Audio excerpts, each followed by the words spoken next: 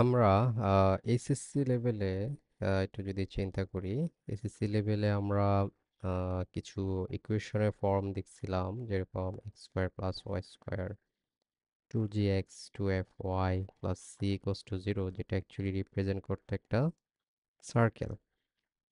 আবার কিছু ফর্ম দেখছিলাম যে Y square equals to four A X বা X square equals to four A Y, এটা অ্যাকচুয়ালি রিপ্রেজেন্ট করতো প্যারাবোলা। তারপর আহ, আরও দেখছি যেমন X square plus A square Y square by B square equals to one, এটা যেটা রিপ্রেজেন্ট করতো সেটা হচ্ছে একটা ইলিপস। তারপর আরেকটা দেখছি, এক্স স্কোয়ার শুধুমাত্র মাইনাস সাইন হলে এটা রিপ্রেজেন্ট করতো একটা হাইপারবোলা। যাই হোক, এটা চারটা টাইপের আমরা কিন্তু এসএসসিতে দেখছি ফর্ম। চারটেই যদি আমরা একটু অ্যানালাইজ করি, তাহলে দেখবো এখানে এক্স আর ওয়াই ছাড়া অন্য কোনো ভেরিয়েবল নাই। মানে ভেরিয়েবল আছে এক্স এন্ড ওয়াই, মানে ভেরিয়েবল দুইটা, সো টু ভেরিয়েবল।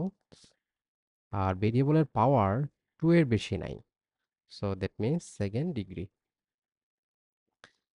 তো এই ভেরিয়েবলের পাওয়ার টু এর সমান করে যদি সেকেন্ড ডিগ্রির জেনারেল একটা ইকুয়েশন আমরা লিখি, সেটা দেখতে কিরকম হবে, যেটা স্ক্রিনে দেখতে পাচ্ছি বাম পাশে, যে এরকম এক্স ওয়াই টার্মটা থাকবে, তারপর কফিসিয়েন্ট থাকবে। এই এই ইকুয়েশনটা আমরা যখন এসএসসিতে পড়ছি, তখন একটা পার্ট পড়ছিলাম, যেমন এটা অনেক বইয়ে অনেকভাবে দেওয়া থাকে। যেমন ডিসক্রিমিন্যান্ট বলে একটা পার্ট পড়ছি আমরা, যেটা হচ্ছে এ square minus four A B, এভাবে বের করে। কিছু কিছু বইয়ে এটা শুধুমাত্র এ স্কোয়ার মাইনাস এ বি দিয়েও অ্যাকচুয়ালি এক্সপ্রেস করা, ওইটা ইউজ করা যাবে, সমস্যা নাই। সো এটার উপরে বেস করে আমরা কিন্তু এই কোয়েশ্চনটা কি কি রিপ্রেজেন্ট করে গ্রাফে সেটা পড়ছিলাম। যেমন এক নম্বরে আমরা পড়ছিলাম এ বি, যে এ আর বি এর কোফিশিয়েন্ট যদি ইকুয়াল হয়, মানে x square Y square coefficient যদি ইকুয়াল হয়, আহ, তখন, আর যদি এক্স ওয়াই যদি না থাকে, এক্স ওয়াই না থাকা মানে এস এর ভ্যালু যদি জিরো হয়, তখন এটা সার্কেল রিপ্রেজেন্ট করে, এটা আমরা পড়ছিলাম। তারপরে দুই নম্বরে পড়ছিলাম যে এ বির উপরে কোনো কন্ডিশন নাই, এরপর ডি এর উপরে কন্ডিশনের উপর বেস করে, এই যে ডি মানে এ স্কোয়ার মাইনাস এ বি, এটা যদি কোনো কারণে জিরো হয়, সেক্ষেত্রে এটা প্যারাবোলা রিপ্রেজেন্ট করবে। তারপর আরও পড়ছিলাম যে ডি যদি গ্রেটার দেন জিরো হয়, সেটা হাইপারবোলা রিপ্রেজেন্ট করবে। হ্যাঁ, কিছু বইয়ে ডিটাকে এভাবে ডিফাইন করে, A B minus A square, সেই ক্ষেত্রে কিন্তু এই চিহ্নটা উল্টে যাবে। তো আমি যেহেতু এ স্কোয়ার মাইনাস এ বি দিয়ে রিপ্রেজেন্ট করছি, তো আমি ওইভাবেই লিখতেছি। ওকে। তো আরেকটা ফিগার ছিল আমাদের ইলিপস, সেটা ছিল ডি যদি লেস দেন জিরো হয়, সেটা অ্যাকচুয়ালি ইলিপস রিপ্রেজেন্ট করবে।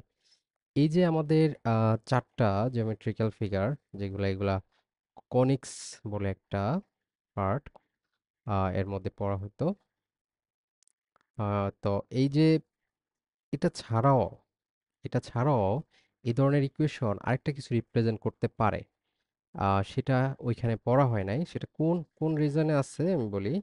যদি ডি ইকুয়ালস টু জিরো হয়, মানে এ স্কোয়ার মাইনাস এফ যদি জিরো হয়, তারপর আরেকটা কন্ডিশন আছে, যদি ফিল আপ করে, তাহলে সেটা pair of straight line represent করে, পেয়ার অফ স্ট্রেট লাইন। এটা আমরা নতুন দেখব। সো ওইটা বোঝার জন্যই, বা সবগুলাকে যাতে আমি ডিফাইন করতে পারি, সেজন্য আমরা আর শুধুমাত্র এটার উপরে বেস করে সিদ্ধান্ত নিব না।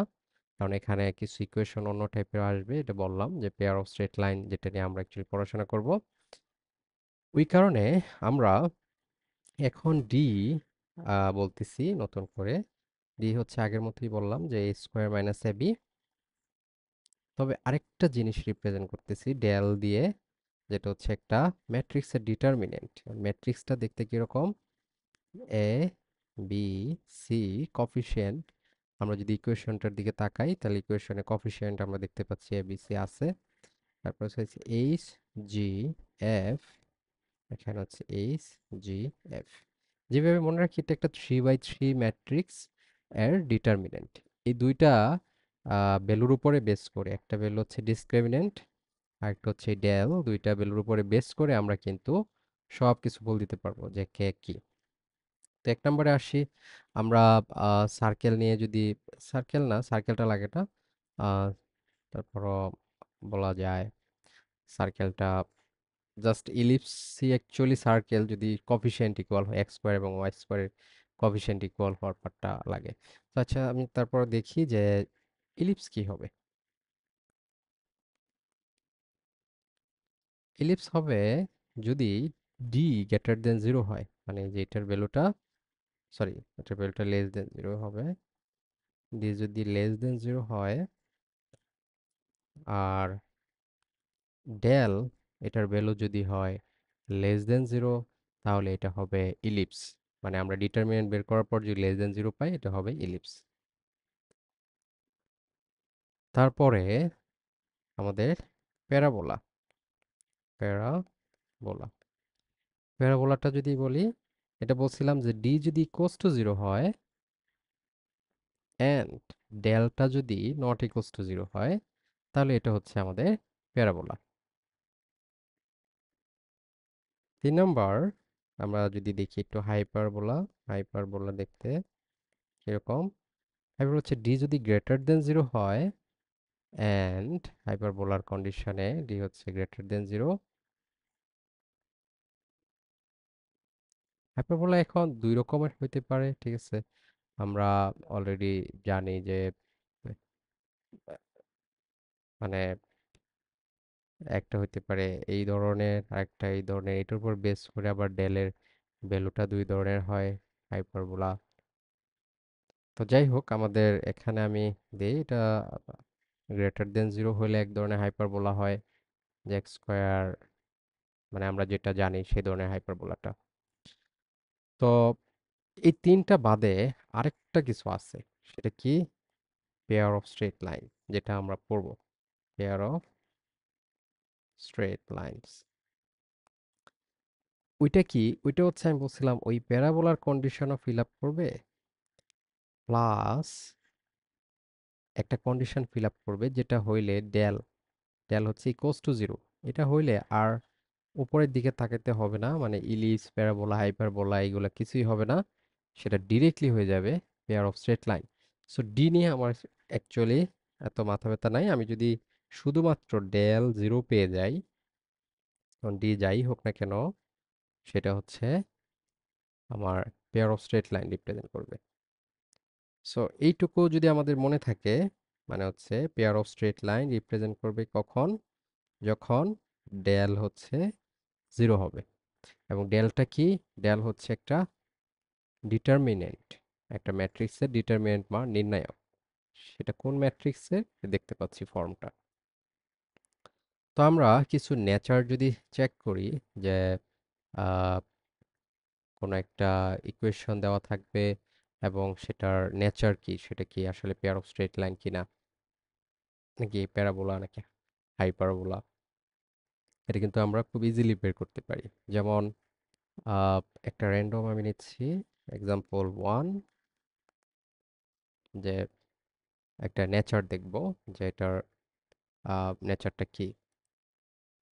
সো এটা হচ্ছে একটা, আমি ইকুয়েশন লিখতেছি যে 2x² plus 3y² minus 4x plus 5y plus 4 equals to 0। এটা অ্যাকচুয়ালি কি রিপ্রেজেন্ট করতেছে?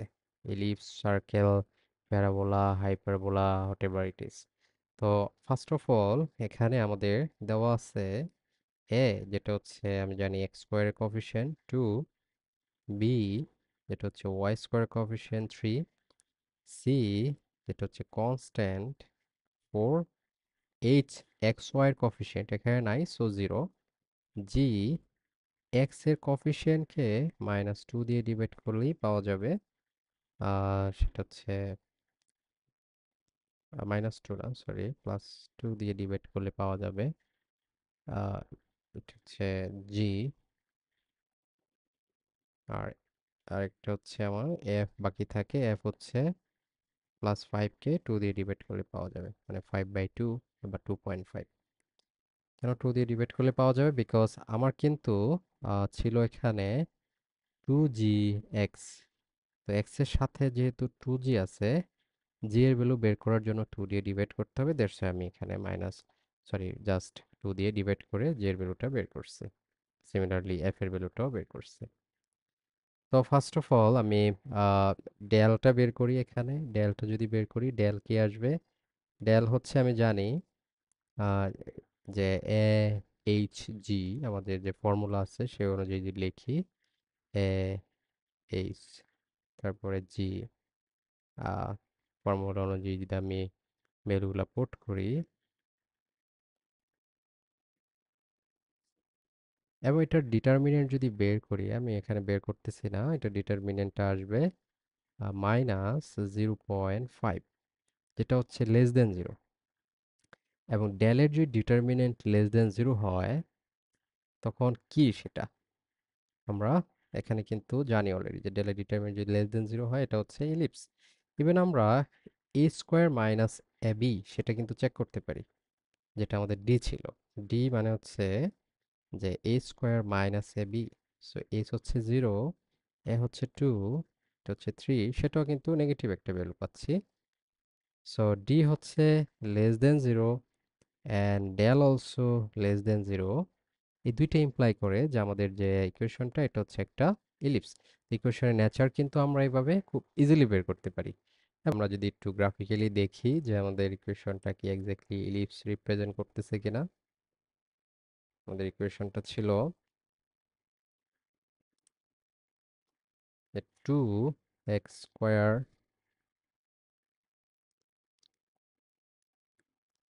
Plus 3y² minus 4x plus 5y plus 4 equals to 0।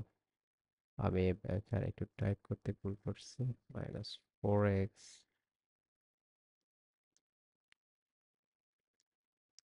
ওকে, একটু টাইনি, বাট ইয়েস, এটা হচ্ছে একটা ইলিপস। দেখতেই পাচ্ছি এটা একটা ইলিপস, ইলিপস রিপ্রেজেন্ট করতেছে।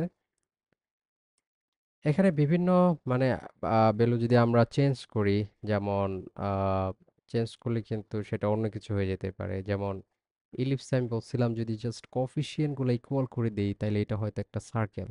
আমি দেখতেই পাচ্ছি যে ইকুয়েশন একটা সার্কেল রিপ্রেজেন্ট করতেছে, বাট এক্স ওয়াই টার্ম থাকলে কিন্তু আবার এটা সেটা সার্কেলও থাকে না। আমি যদি একটা এক্স ওয়াই টার্ম অ্যাড করি, এবং দেখতেই পাচ্ছি এক্স ওয়াই টার্ম অ্যাড করার পরে এটা কিন্তু একটা এলিপস আছে আপাতত। আমি যদি এক্স ওয়াই এর ইভেন ভ্যালু একটা এইচ নেই, সাপোজ এক্স ওয়াই ভ্যালুর উপরে যে কত কিছু ডিপেন্ড করবে, যেমন এই এক্স ওয়াই ভ্যালুটা আমি বাড়াই বা কমাচ্ছি, এটা কিন্তু অন্য কিছু হয়ে যেতে পারে। হ্যাঁ, সো এটা হাইপারবোলা হয়ে গেছে যখন -9.2, তখন কিন্তু হাইপারবোলা।